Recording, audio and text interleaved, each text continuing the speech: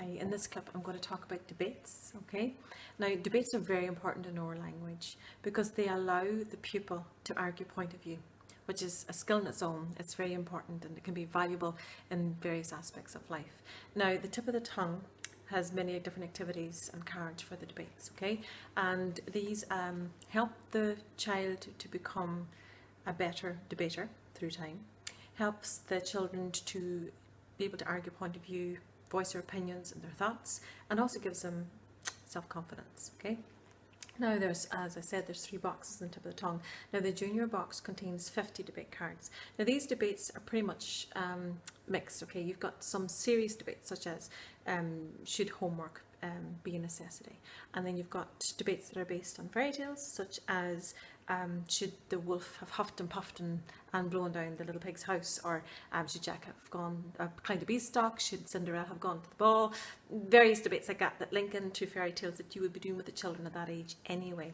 So thus you're able to link your debates with what you're doing in other areas of the curriculum and link it into drama and so on. Now the debates in middle box and the senior box are more serious, okay? So you get some voiced opinions in the classroom that can lead to some mini arguments and so on, but it's all fun. Now, my main aim with the debates is not about imagining 2 podiums and people standing behind the podiums and arguing a point of view.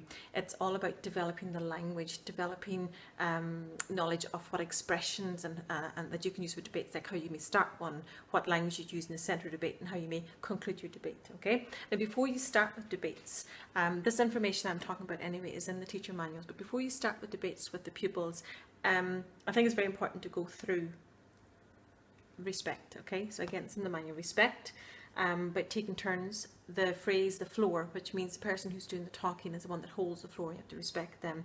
And then the last one then is non-verbal behaviours. Now non-verbal behaviours are very important, okay? What I do in my classroom is I write a little prompt card, you know, the little flash cards, the bright luminous yellow ones, and I just write the prompts on them, okay? So they are use of voice, volume, pitch, pronunciation, pauses, eye contact and gestures, and I put that little prompt card then up in my language corner. Now again, this is mainly that the pupils, if they're reading, they can see it and you can remind them, okay, look at your prompts now, remember your voice, remember the eye contact, remember your hand gestures. But even if for the non-readers, it's there to remind the teacher, to remind the children to use these things, okay? So when you start into the bits, as I said, I'm focusing more on the vocabulary. Well, in the junior manual, there's a little box with the vocabulary that you want to cover with the pupils in the teacher manual. Now, the vocabulary is not very vast now at this age because the number 1 priority is to try and get the children to make up their own opinions, okay, to voice their own opinions, give reasoning behind their own opinions. So like a very simple debate would be the yes-no debate. So you'd have children, okay, just say the debate was, should Jack have climbed the beanstalk? Yes, you go to this end of the room. If you think no, you go to this end of the room. If you're not too sure, then stand in the middle. And then the teacher can help the person in the middle or the people in the middle to decide, okay, what they think.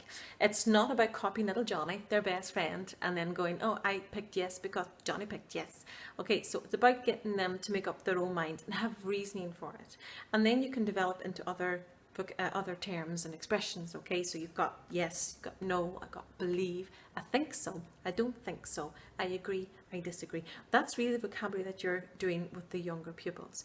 Now by the time you come up to the middle box and the senior box, there's a whole lot more expressions and phrases that you can teach the pupils, okay? Again, they're all in the teacher manuals. I'll hold up and see if you can see some of them, okay? So it gives you an idea. So there's some phrases there that you would use for starting debates, some that you use in the middle, and again, ones you use for conclusions. Now, there are also some expressions as well.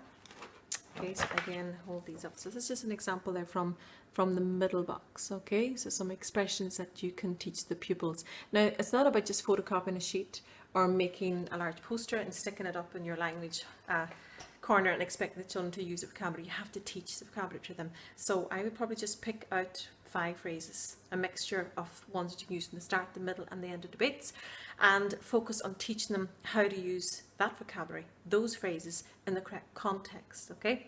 Now, one of my favourite debates that you can do with the older children is called the conductor debate. Perfect for trying to teach that vocabulary. So I've got my list of phrases that I'm trying to teach the children, and I'm going to be the conductor, I'm the teacher. So I call upon children in the classroom and ask them to use the phrases. So for example, debate maybe should chewing gum be allowed in school? That's a popular one, okay? So I might say, okay, Bridget, I want you to start with in my opinion. To go, in my opinion, chewing gum should be allowed in school because, and so on. I'd say Niall continue on now with furthermore, and he gives his reasoning, and then Sinead continue with I believe, and then so on until eventually, consequently or finally, you have someone using a phrase. So they are generating and giving their opinions, but they're using the new language with it, and thus they're expanding their vocabulary, okay? And another favourite debate of mine then is a stakeholder debate. Again, it's not about the two podiums and just two people standing up there and arguing their points of view. The debates can be successful group work where everybody has a say and gives their opinion, and stakeholder is one of those games, okay? So a stakeholder with the same debate, say, should chewing gum be allowed in school? The same, but you're going to have in the groups, okay, you might have a principal, a teacher, the caretaker, a pupil and a parent. So obviously with that debate, each of those people are going to have various opinions. The caretaker, oh, I don't like that, it's stuck under the table, it's so messy, I can't get it off. Then you've got the principal, well, I understand, she's trying to keep both sides, the parents and the pupils, happy.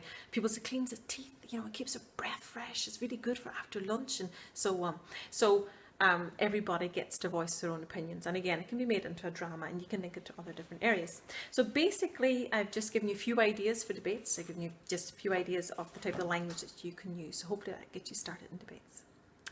I'm also going to just show you how you can link it into the new language curriculum, okay? So again, it can be linked in many different ways. Like if you think it's a playful, fun part of language, then you can put it into that learning outcome and so on. Now I have selected actually the 3 elements. So the first element is the element of communication, okay, communicating, and it fits in with the learning outcome of engagement, listening and attention. Now, if you look along the milestones there, you'll notice there's a lot about the tone of voice and hand gestures and so on, which is that little prompt card that I was telling you about before, okay?